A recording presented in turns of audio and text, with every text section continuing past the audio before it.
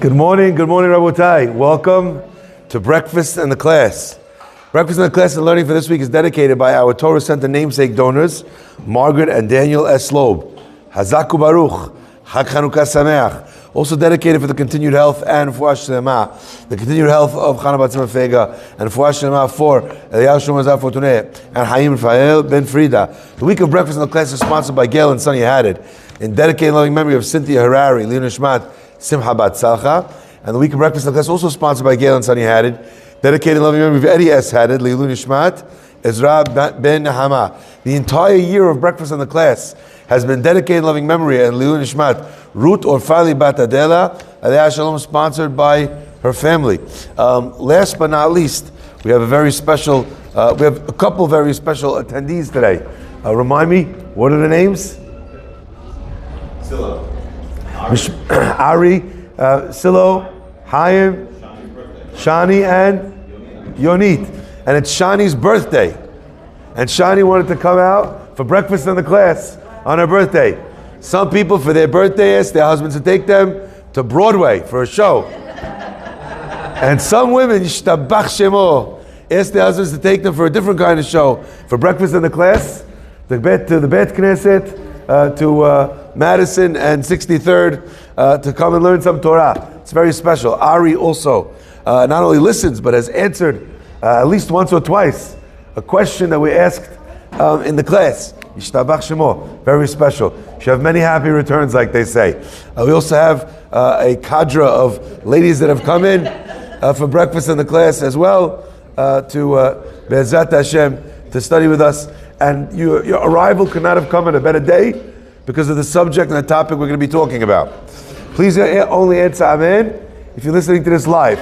Baruch atah Adonai, Elel melech haolam, she'akol yabaro. Okay, let's begin. So, we have a very interesting law. The law tells us that when it comes to mitzvot aseh, sha'azeman gerama, positive commandments that are time bound, women are not obligated to do those mitzvot. Why? It's a good question. One of the reasons that's brought down in the commentators is that a woman whose system works, her natural system is governed by times on and off. The process of her body changes from month to month. Therefore, is already in a state where she does not need to do mitzvot that are governed by time. But a man whose life doesn't change month to month, week to week, is in a constant state of who he is, and there's no element of change, waxing and waning, needs to have mitzvot that govern the shifting elements of time. Fascinating interpretation. Okay? So the mitzvot that are time bound, therefore, are mitzvot that are given to men and that are required from men. But women already have a kedusha, a tshuva, a growth process, which is governed by their own internal mitzvot of zman gerama, of time changing. Fascinating.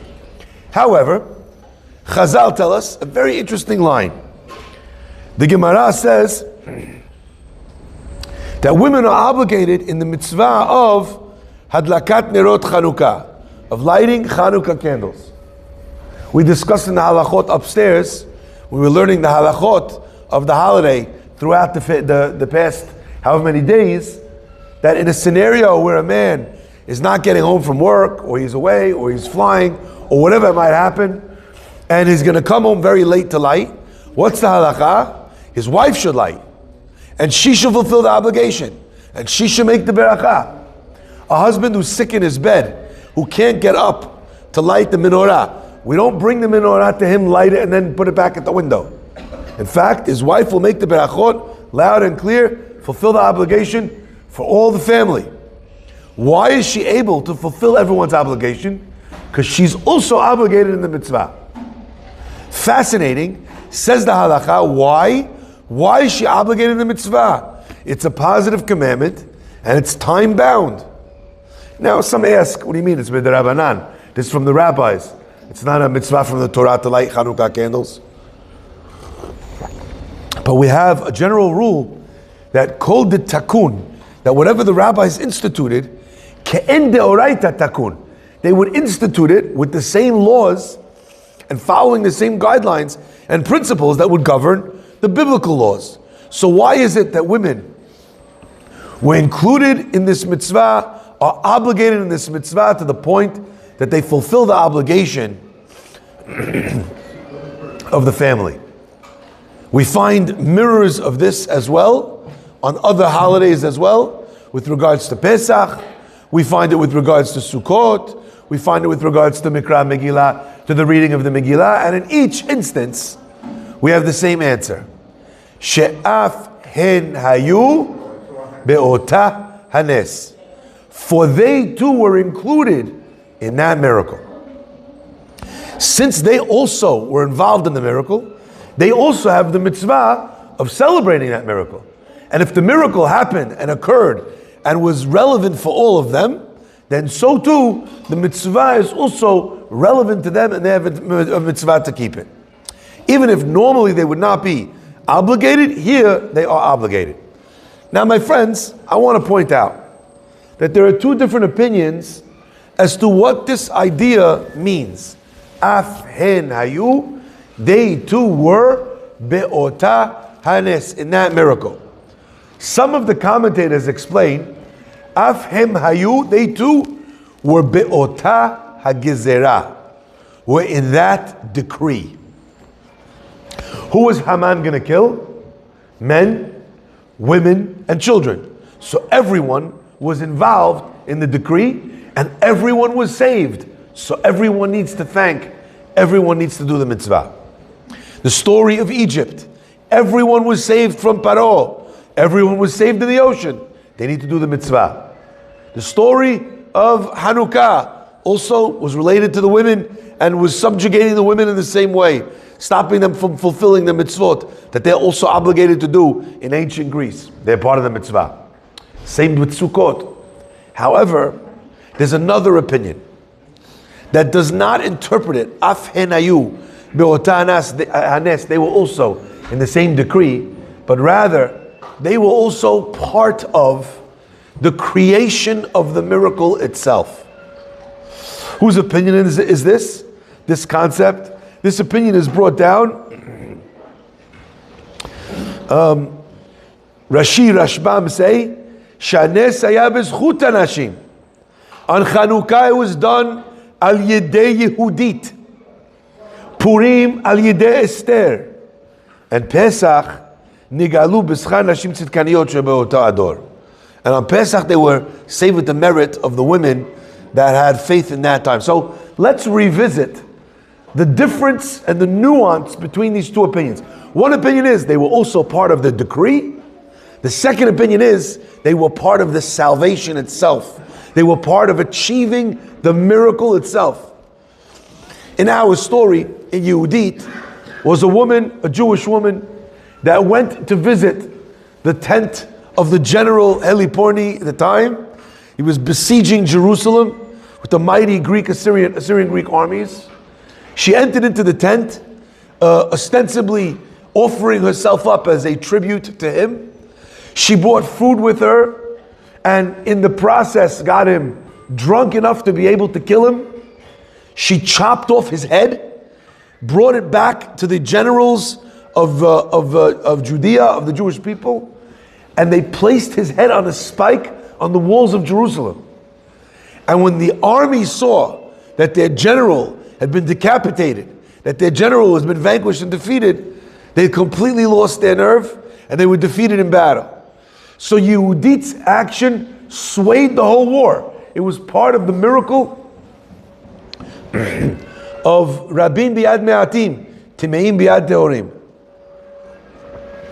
In the story of Purim, we all know Esther is the one that winds up bringing about the entire salvation. What is the women's role in the story of Pesach? It says in the merit of the righteous women, Niga'alu abotenu Misraim. Most people interpret this as what happened with Miriam. It says that when the Jewish people, after they left the Yam Suf, after they escaped with their lives from the splitting sea, the Jewish people singing, Az Yashir Moshe.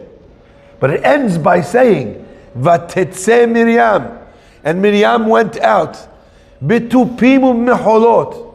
She went out with musical instruments. And all the women went out with musical instruments and dancing. Ashir al Hashem, ki ga'o ga'a, sus v'rachmo v'avayam.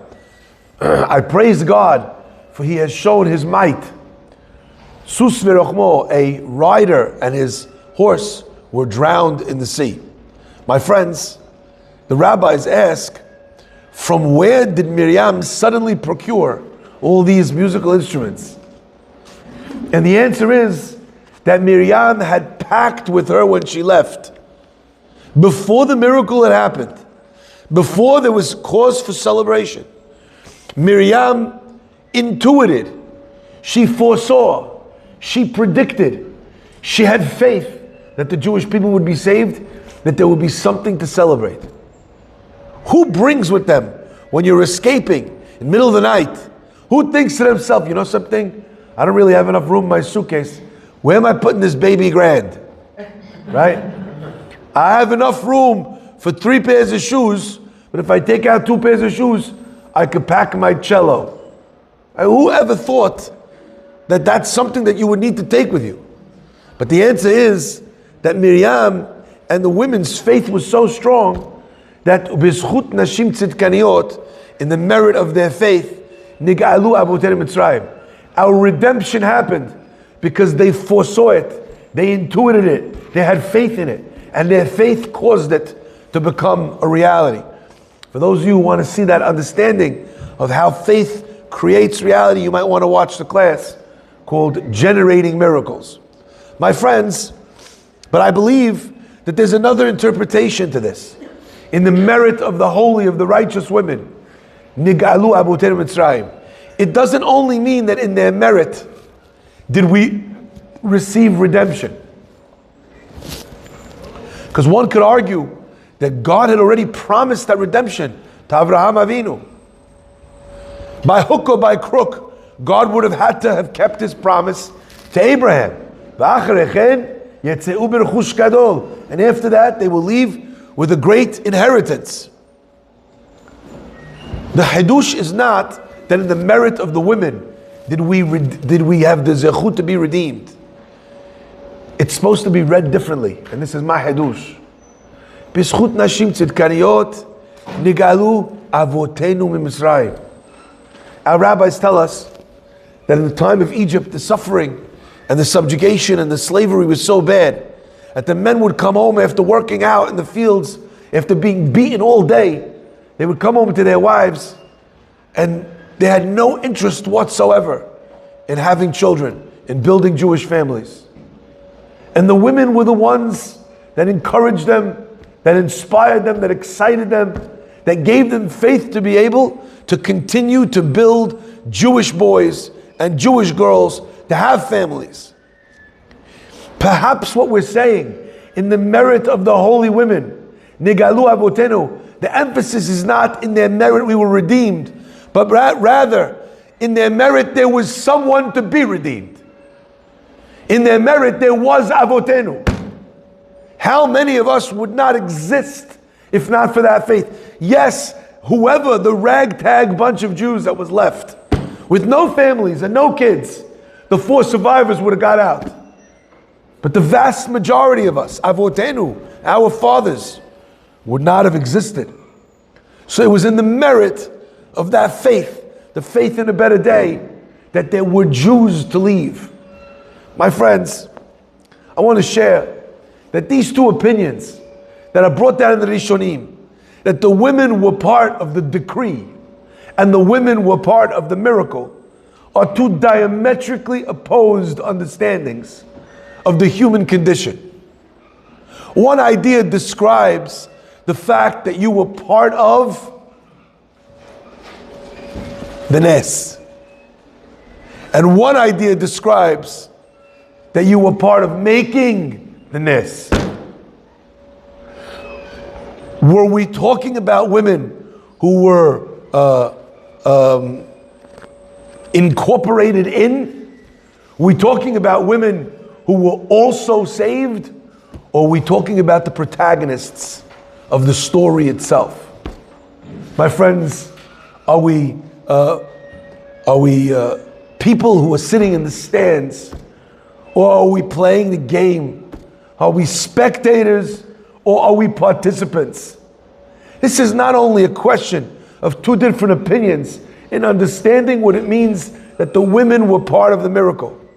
It's a question, I believe, that all women and all men, all Jews, all humans have to ask themselves.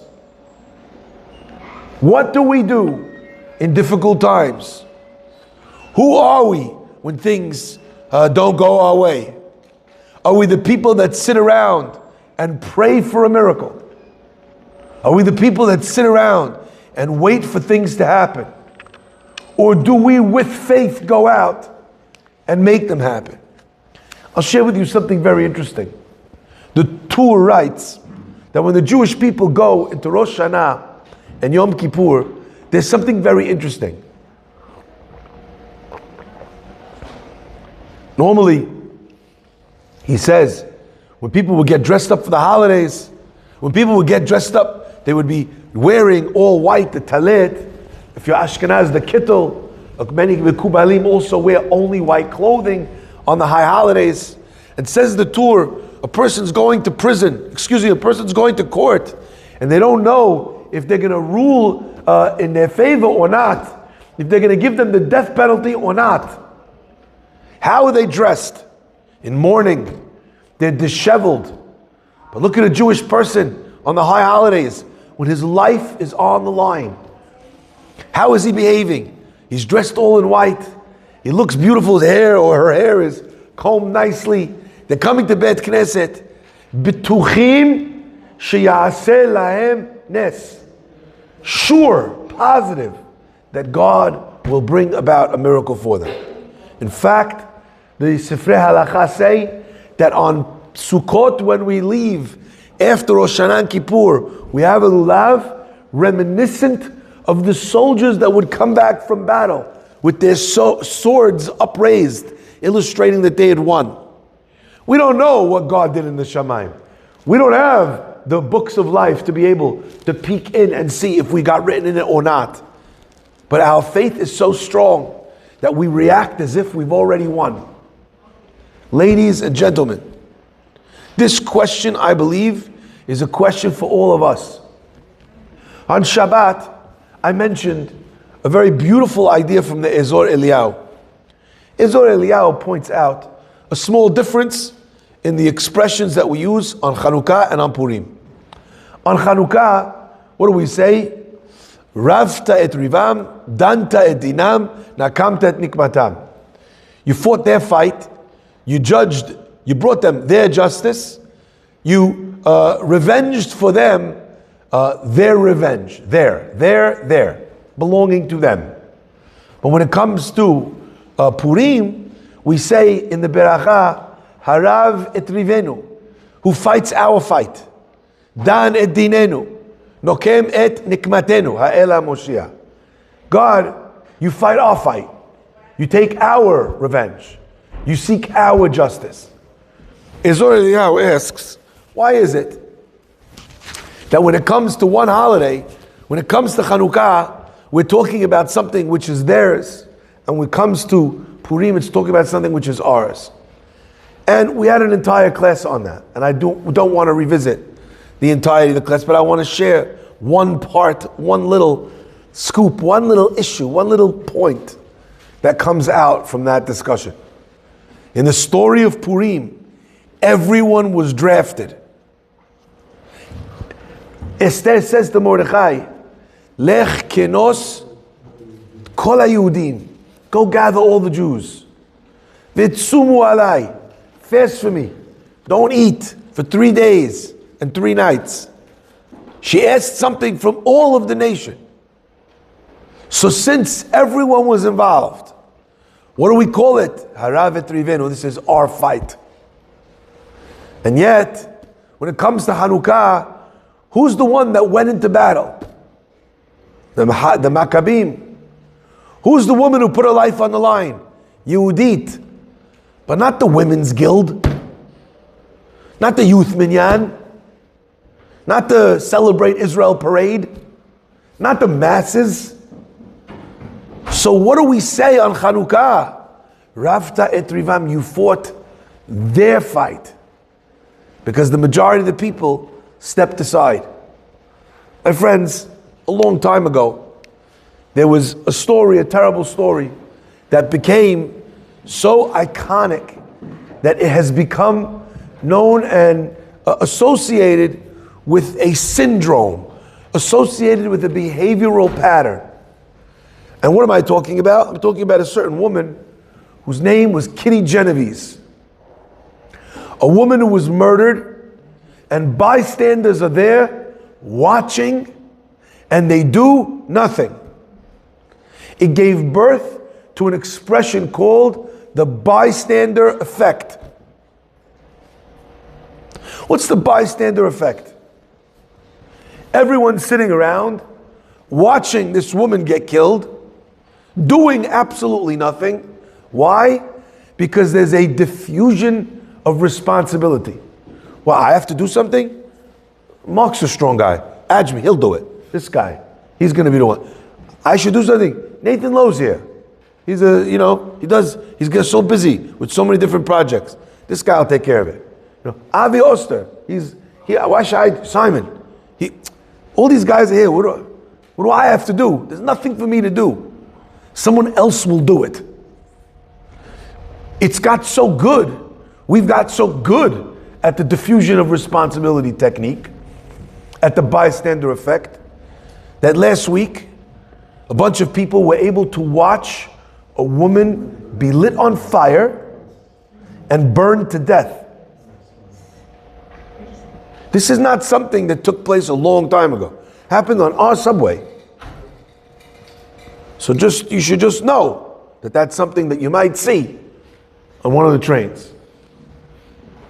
Kathy Hochul, unbelievable. She rides the train to prove that it's safe. Yeah, okay. Hazaku Baruch. You with cameramen and a team and security. Look, see, nothing happens. Yeah, Annie.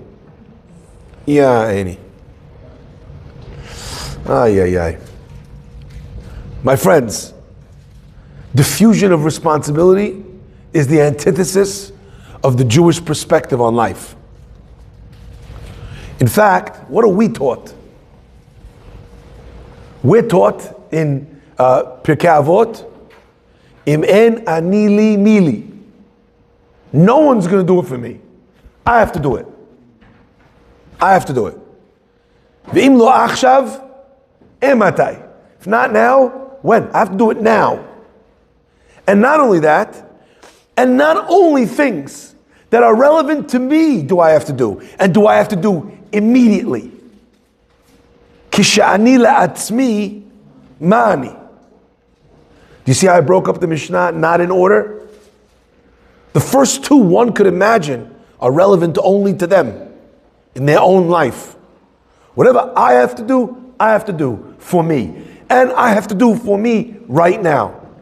But my friends, there's another part of that Mishnah. Kisha'ani la'atzmi ma'ani. Very important difference, Simon. Simon said mi'ani. That's incorrect. Mi'ani would be correct in modern Hebrew. But it's incorrect in the Torah perspective. The Torah does not look at someone who lives for themselves and ask, who are you? Mi'ani. It asks, what are you? Because in the eyes of the Torah, it is one of the most basic human traits to be able to have empathy and connection for one another. In fact, it's so baked in to the human condition to be there for one another that God gave human beings alone in all of creation the ability to have conversations, to speak, to communicate. Why? Because mankind, and mankind alone, it is said about mankind, Lo tov heyot Ha'adam levado. A baboon could be by himself. An orangutan could be by himself. A penguin could be by himself. But a human being, it goes against their very humanity to be alone, to be by themselves. So therefore, what did God do? He gave humans the ability to communicate. That through our words, we can draw each other close together. We can explain to one another how we're feeling, what we're missing, what we think. We could share in each other's burden. We could allow someone to comfort us by sharing our suffering. So if you live for yourself, kishani la'atzmi, the question is not, who are you? The question is, what are you? Because human, you are not. Therefore, when we come all the way back to Chanukah, we realize that really, in some ways, Chanukah offers us a very big challenge. Are you a watcher? Do you watch? Or do you do? Are you a spectator or are you a player? A person has to think to themselves, the game, it doesn't last forever. You know, if you start a game in the first quarter and you don't score points, what happens in the second quarter? You're playing catch-up. Now you have to work so hard to play catch-up. By the time it comes to the third quarter, you're exhausted. So even if you're caught up, but you're exhausted, the other team pulls ahead. Fourth quarter, it's over. Desperation sets in. My friends, my birthday is March 7th. I'm going to be 47 years old. I'm almost at halftime. You're a kid. Now, again, I want you to think of this. You know, what quarter you in? You're in the first quarter. Yitz, you're in the first quarter. I'm not in the first quarter no more. Some people in this room, they ain't in the second quarter. Fourth quarter. Some people in the fourth quarter. Yeah, your team's down. You start pulling on the jacket of the coach. Put me in! Put me in, coach. Yeah? You go in the game. The players are playing. They're passing the ball around. I'm wide open. Pass me the ball. Where are you in your life? Not just in time, but in achievement. What do you need to do? What do you need to accomplish? You're going to sit back and you're going to talk about Ravta at Rivam, how some of those people, they did things. Those people did things for Israel, and those people did things for Torah, and those people raised charity, and those people raised awareness. There should not be a single person on this earth, but definitely not in this community, definitely not in this nation, or the people that listen to this class, who the people of their community don't know them as the blank guy. Oh, her, Tracy, she's the blank lady. Now, I don't care what the blank is.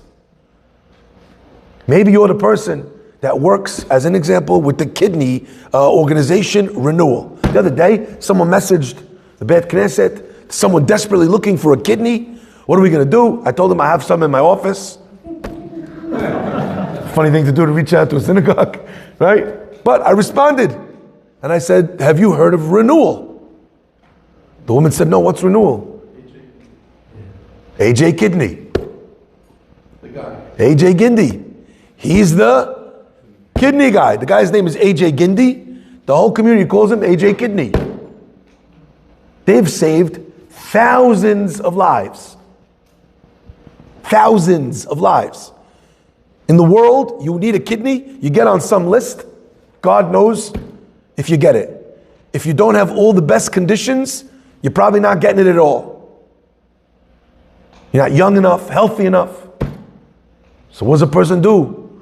When their dad, their mom, their grandma needs a kidney, what do? In renewal, they get you a kidney. You know why? Because the tiny Jewish people that are less than 0.02% are giving more kidneys than the entire country combined. Are you understanding this? So who's AJ? He's the kidney guy. Who am I? I'm the breakfast in the class guy. Good morning, Rabotai. People ask me to do it at night. I just feel weird. I have to tell you, I took a picture a long time ago. I have to find the picture. I should post it somewhere. We stayed in Herzliya. Someone had an apartment. They know the rabbis, it's very difficult for them to get away. Vacations are very expensive, but rabbis also need vacations. Shockingly, recent studies show that rabbis are humans as well. And their families are also humans. No one would have thought. Who could have seen this coming? So someone said, I have an apartment, Rabbi, go stay in our apartment. I went to stay in this apartment, Herzliya. And some of you might know this place. Please don't go there, it's not kosher, at least as far as I'm aware. Anyway, I look out the window and I see it says, breakfast served 24 hours. I was like, wow, they have a kollel next door. Right, imagine that. Breakfast in the class, all day long, all night long. My friends, which guy are you? Which woman are you? You don't have to start an organization to become that person. I want you to think back for a minute. You know, now in the Syrian community, we have a person that is actually not a human being. His name is Harry Adjmi. He's not a human being. You know, you go to any charity campaign, who's the guy? Hey, he's the guy. I don't know what happened and how that happened, but he inherited all the jobs. He's the guy, the front man at all. But in another community that does not have the gift of Harry Adjmi, there's the UJIA lady. I'm sure you know in your communities who that person is, right? There's the J&F person, right? There's even the Tupperware lady. Right? You have that? There's the Herbalife. You know your local Herbalife person, right? There's the person who doesn't stop talking about gluten. So my question is, if you're going to be the blank guy, what's the blank? I want to share with you an unbelievable story. There was a fellow whose name was a Stipler. I wish he was a fellow. The Stipler was the father of Reb Chaim Kanievsky. Stipler Gaon, Rabbi Yisrael Yaakov Kanievsky. Anyway, when he was young and he was studying in yeshiva, a father came to him and said, my son is in the yeshiva you're going to. It's right before the war. He wrote him a letter. He said, please, could you deliver this letter to my son? By the time he got back to the yeshiva, the war had broken out. The whole yeshiva had separated and run. Everyone was running for their lives. He never got to deliver this letter to this man's son. In the meantime, unfortunately, death spreads across Europe. And this father who wrote this letter passes away. 8 years go by. And one day, who should the Stipler bump into? But this young boy, who now is no longer young. And he runs up to him and he says, I've been carrying this around with me for 8 years. Your father asked me to deliver this to you. I didn't know if you were alive. I couldn't find you. I know that this is probably something very special for you to receive. So I was hoping that I would bump into you. I'm so glad. And anyway, the guy says, it's from my father. My father passed away. He was killed. And he's shaking and he's crying from the emotion of this letter that is coming to him from the beyond. He opens the letter and the letter says, my dear son, how are things in yeshiva? I hope everything is good for you, etc., etc. The boy's crying. He's going to treasure this letter his whole life. And the father says, anyway, so I just wanted to ask you, when you come home on the break, could you bring us back some of the herring from the city that you're studying in? Signed, love you, Dad. This is the letter that he has from his dad. He has everything. bring us some herring. Just want to explain to our Syrian listeners what herring is. Herring is a very salty, raw fish that Ashkenaz people are using in a class action lawsuit to claim that sushi was theirs first. They did raw fish at Kiddush for many years prior. Okay. Imagine that that's what you have from your parents. Imagine you live your life and you're the herring guy. There's even a store in the Lower East Side. The guy is called the pickle guy. Shtabach Shemo. After 120 years, you're going to go to the cemetery, you're just going to see a tombstone in the shape of a pickle. Here lies the pickle guy. And in parentheses, in brine.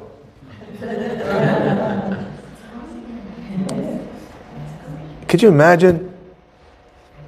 Is that who you, nothing, of course I'm just joking, I'm not saying the guy, it's a business, it's a name. I'm talking about in your life though.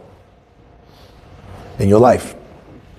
Is it Rabim Be'ad Me'atim? Excuse me, is it Rav Te'ed Rivam? Is it someone else's fight?